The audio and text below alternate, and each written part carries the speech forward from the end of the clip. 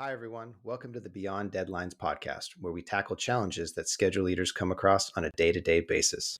My name is Micah, and I'm a schedule manager for Intel. And my name's Greg Lawton, and I'm the CEO of an AI schedule management company called Austin Links. Each podcast is designed to give you strategies and tactics that you can implement right away. Today, we have a very special guest. Hi, I'm Philip Powell. I'm the Director of Digital Planning at Arcadis. We're going to jump right into it. Today's challenge. Phil, you are the head of schedule assurance practice, and you've been asked to review the schedule of a major infrastructure project. How do you go about doing this? Okay. Well, having listened to your podcast many times before, I know this is the point where everybody always asks questions. But I think there's only one here because it's pretty straightforward and it's my company to do the assurance on, right? So what stage am I coming in at during the project? Or are we talking about all stages? Like, let's say it's a data center project and piles and foundations are going in the ground and you're at 60%, 65% design complete. Okay. So I think when people talk about schedule assurance, they go straight for a robustness check and go straight into, have we got any leads, lags, or head constraints? But I think there's so many stages before that to look at a holistic schedule assurance. You've got multiple layers, and you've got to start with the processes. And if I was called into that project, I'd be asking, where is the schedule management plan? Where and how do you store your data and your programs? Where's the MIDIP, the Master Information Delivery Plan? And then you need to start assessing, does that program, does that schedule tell us the scope of that program of works? Is it the right program for that job, and is it realistic? Does it include all works? Is it missing anything key? You then need to get into, have you got an agreed baseline in place? And what does the contract say? How does the contract want you to be reporting that schedule? And is there any specific coding or requirements that is in that contract that needs to be in that schedule? So that's where I'd start.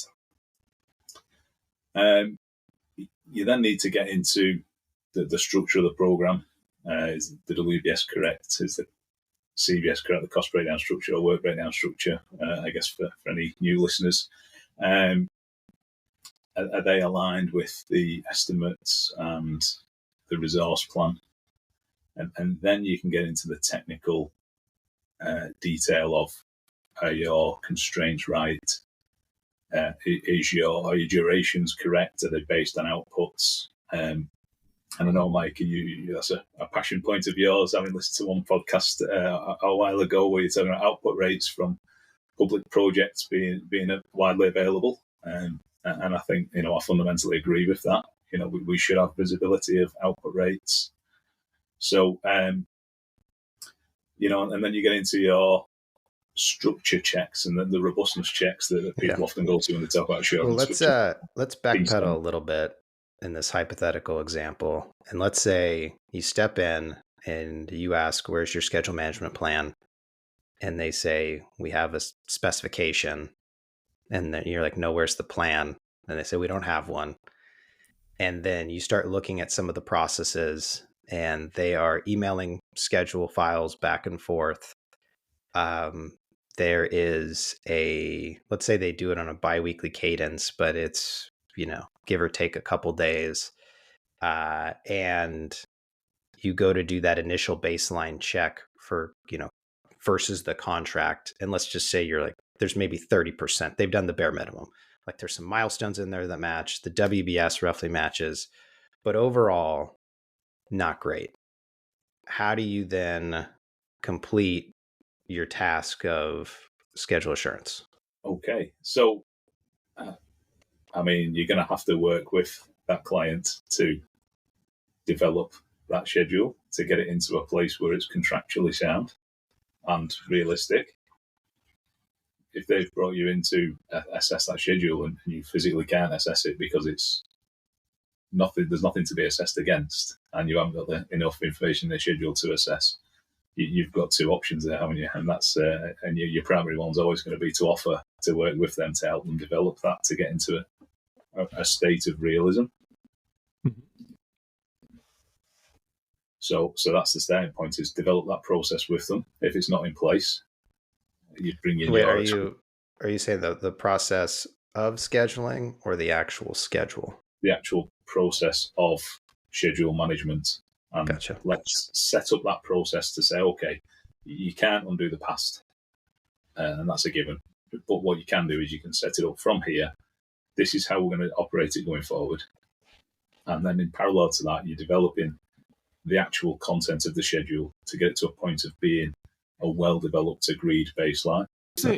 In a schedule assurance, because what we're doing here is taking the view that it is a snapshot. So we've taken the view that you're going in and doing a schedule assurance. It's not good enough, therefore work with them to get it to a point. Is there value in independent schedule assurance on an ongoing basis if you've put the proper governance and procedures in place, because you've done it? It's almost have you done such an amazing job that you do yourself out of business later on? Like, what's best practice in this? Of course, you're always going to deliver that best option.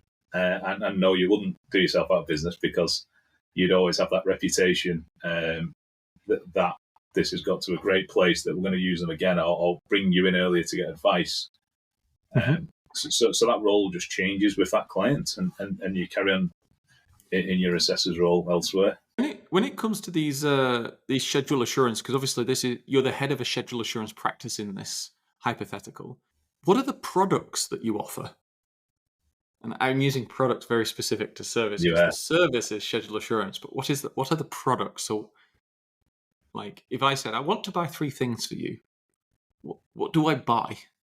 Well, if you were that business, you'd have assets in people, and they'd be your key sellable part because you're a consultant. But your product would only be software that you would use to assist what you're doing, or some developed data platforms where you can test things. Got it. So we've got people, processes, tools. Flipping it around, what are the services that a scheduling assurance practice, like what are the level 2 services that a schedule assurance practice offers to the market? Obviously, number 1 is a schedule assurance, where you're going to snap. Are there any others, like more subtle and specific? Yeah, and I think we touched on it in the opening part of this, where you're developing that schedule management plan, or you're giving contractual advice around how to meet those requirements, or you can offer advice around that says, if you've got a schedule that contains all of this information, this data, and it's coded correctly, you can link it to your cost plan, or you can link it to a model, and you can develop that wider than just schedule assurance, just because you're doing a good job. Got it. Go on, Micah. I was just going to say, this product idea has my brain churning. Let's say this was your first engagement and you're looking to elevate the company's capabilities. How do you take what you've learned on this project and not just, hey, we're going to tweak this, tweak that, but go a huge step jump? So 100 extra capability based on what you've learned on this project. What are sort of the strategies and frameworks you're looking at to go do that? Wow, okay. So in terms of company growth? In your ability to offer a better service product. Okay. So you've got the internal development of building essentially a sales brochure, making sure your people understand what it is we're selling and how to do it well. And then you've got the external facing part of that says, this is what we can do, and what does that sales point look like? And you've got that reputational image to maintain and to build upon from that one case study. So you need to make sure that when you're working with that client, that there's a good outcome. Because whilst you can take the schedule from the example you had earlier that's got a few milestones in and it's actually a bit of a mess, or it might not be realistic, you can take it, you can develop it to the best schedule in the world, but it doesn't mean that people are going to deliver to that. So it's how you build that reputation to say that we help this company achieve X, Y, and Z as an outcome. I want to kind of dig deep on those outcomes, and Yeah. I'm sure you'll appreciate. This is not an easy podcast to come on. So the other day, I was actually challenged. Someone actually in my team asked me, "What is assurance?" And being a physicist, I wrote an equation. I don't know if this is correct, and I want your view on this, Phil. Does that person still work at your company, Greg? I'm not sure if I asked you what assurance was. If you drew me a question, I'd probably hang around too long. You're a data scientist, so yes. Okay, that makes sense. I said assurance equals data governance plus data quality management plus claims analysis plus forecasting. And I caveated it with and I said, I'm oversimplifying. I also said, just to caveat it, de-risking and assurance are very close together. I said de-risking equals schedule risk management. We're talking about schedules here, plus acceleration, plus reporting bracket, update and change. So have I described assurance correctly there in its bound of what it is and what it isn't? I mean, I think you said somewhere in the middle of that was you simplifying it. So I'm with you, Phil. I'm with you. I don't know how that equation works out. I think, yes, to summarise what you said, I think you just nailed all the bullet points that you'd list as part of a schedule assurance check and what the outcomes of that give. So, what is assurance for a schedule? Well, assurance is confidence and realism to enable predictable performance. So, and the factors of that are contained in all of those elements that you said. But do you feel that, and I'm just gonna dive right into this equation, based on what we were talking about earlier about client satisfaction, what I've found with projects is, COVID happens and you deliver your project late. Well, if using Greg's initial equation, you may not come out on the positive side, but is there like a multiplication or a division by culture or output or how people feel about it in that sort of assurance equation? Well, I think if we take the word equation out of that, and how do people feel about it, and what you're providing confidence in by delivering assurance is the ability to have a robust schedule that is realistic and deliverable, and you can mitigate and manage risks within that or remove them out of the schedule because you've got predictable performance. So I'm trying to think of the question you asked. Well, I'm just thinking on. Oh, go ahead, Greg. Yeah, add on to your equation for me. No, I think the point that you said, because what you actually said is the definition of assurance is to give people confidence that the program is realistic and deliverable. Confidence is an emotional word. Yeah. Deliverable is a logical word. So I think to Micah's point, there is actually a translation between these two things. So for example, if people are wanting confidence, there's what I'd go from the entirely emotional perspective of they just have someone they trust, and that person who they trust says, you can do it. Okay, well, I've got confidence, all the way to I need you to prove to me with production rate KPIs and independent third eye analysis and etc. It's almost of course, the actual job of the analysis is logical, but how big a component does perceptions and emotions play in delivering the service, which is assurance, a confidence? Yeah.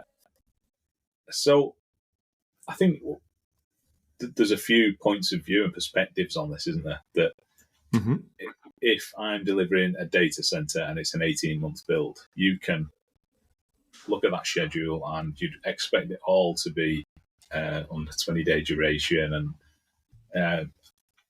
all of the outputs based on all the durations based on output rates, and everything's trackable. You'll have material graphs. But when you're in a program of works that's multiple projects over 8 years, 10 years, that becomes a lot more challenging to assure, because you can only test what you know, and it's going into that risk management session, isn't it, about the known knowns, known unknowns, and then probably from years 3 to 8 remain as an unknown unknown, because you're rolling wave planning that. So you need to provide assurance on what is available to provide assurance on at that point in time, and you split that into the stage gates, or key milestones or phases, and put the elements of that equation together as, here's what I'm looking at, and that's going to provide you with the confidence and the predictability, and then that is what equals your schedule assurance. I actually like that, because what you actually just put is a brackets T, so I can do a dt, I can do a differential on my equation here.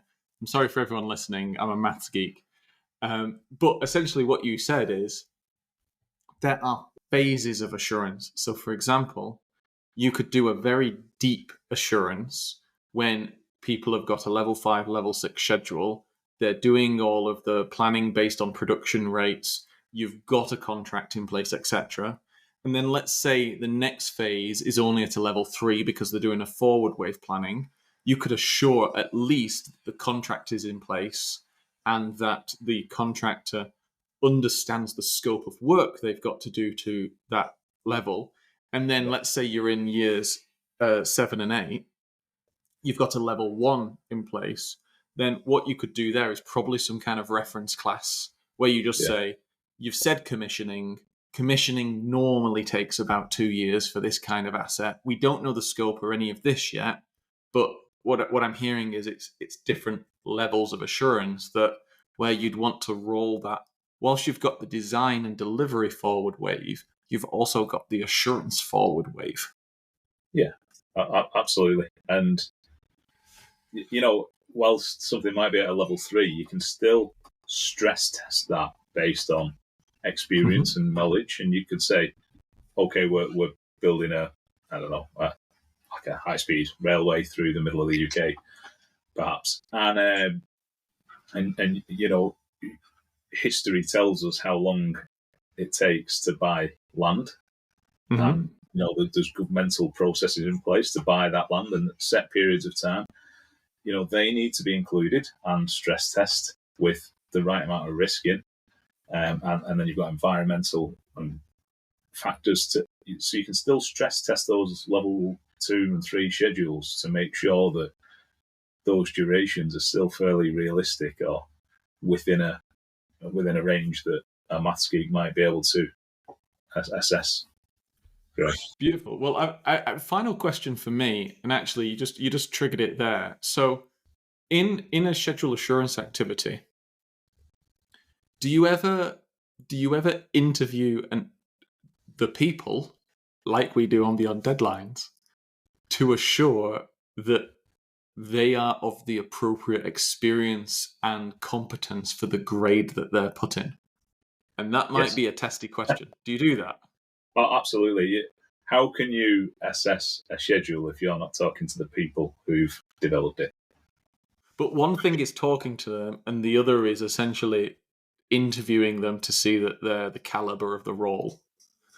But whether you talk to them or put a spin on it like an interview, it's still, you can have a conversation with that individual, and you will know within 5 minutes if they know what they've developed. And what are your ninja questions, Phil, that you throw out? That I do it a lot, having conversations, because I don't get to pick a lot of the schedulers that I work with. So what are your kind of ninja questions? One of my favorites is, oh, how did you come up with that duration? And if they go, I asked Bill, he said 10 days, then I know, all right, okay, here's we go. And so what are some of your ninja questions that you try and tease out what skill set you're working with? Yeah, I mean, Absolutely. That's probably number 2 or 3 on the list is, where have the durations come from? Tell me, what have you based this project upon? I like asking, where are the pinch points? Where are the challenges? What difficulties have you had to overcome, or what have you had to reschedule to develop this, to get to that end point? And then you ask, are there any constraints along the way? And it comes out. It comes out in the wash. I was doing a bid program once, and then asking those simple questions, it come out that actually there's a 28-day pile test on the bottom for a bridge going over a river that nobody picked up on, and then straight away you've just elongated your critical path by a month, and you're thinking, okay, so we now need to resequence this because of a simple question. Whenever you come across those, do you ever then, because I come across those and the next thing I know, I need to ask more questions. Yeah.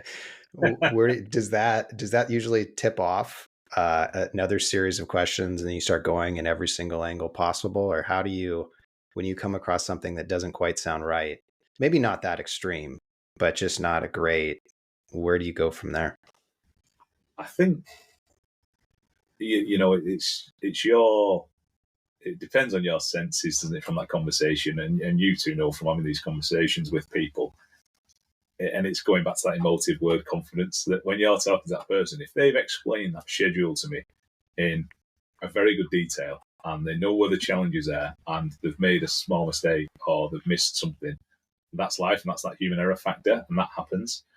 But if they've stumbled their way through trying to explain how they've built this schedule up, and it is based on what Sarah or John told them because that's what happened on the last job, and they can't remember the key dates off the top of their heads, or what constraints they're working within, or where the access point of the project is, then you start really, okay, let's talk me through this line by line. That's beautiful. Well, we are just about out of time here. Phil, any final thoughts on schedule assurance? No, I mean, that's been a great chat, and thanks for your thoughts, guys. As I say, it is just that multiple layers. If anybody's doing schedule assurance, start with the contract, the process, the scope, and then the structure of the program, and you'll probably get a good end result. Well, Phil, thank you for coming on the show today. Everyone out there listening, if you're enjoying the podcast, share with your friends. Let them know that Beyond Deadlines is a place for schedule tactics and strategies, and we'll see you next week.